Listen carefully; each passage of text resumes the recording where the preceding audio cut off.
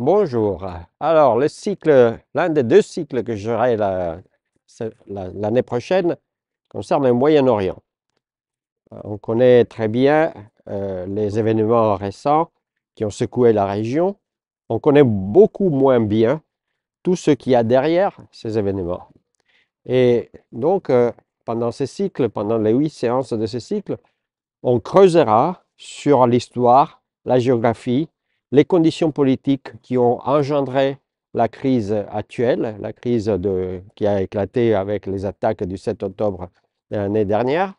Et on essaiera de comprendre et de discuter surtout avec vous sur les tenants et les aboutissants de la région, de ces problèmes critiques et de ces implications internationales. Alors, ce qui est important quand on organise un cycle de séances de géopolitique, c'est d'essayer de montrer la réalité sous ses diverses facettes. Donc, ce que je souhaiterais, c'est précisément que le public puisse retenir au moins une partie de ces facettes, parce que, évidemment, la situation, comme partout ailleurs, est extrêmement complexe.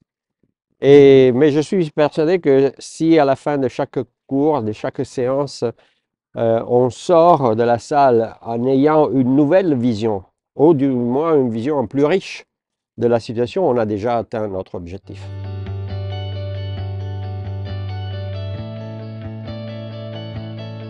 Naturellement, pour préparer ces cycles, il suffirait de connaître ce qui se passe, donc d'avoir des renseignements, des informations prises par des sites, des sources fiables, parce que vous savez que c'est très difficile de se dépêtrer parmi les sources.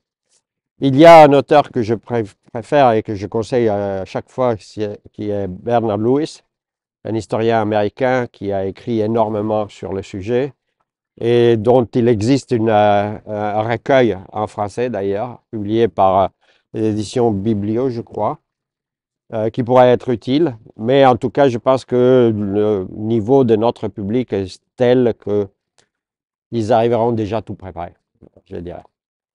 Et donc, je vous invite tous à participer nombreux à ce cycle et je vous dis au revoir pour l'automne prochain quand on se rencontrera à Versailles.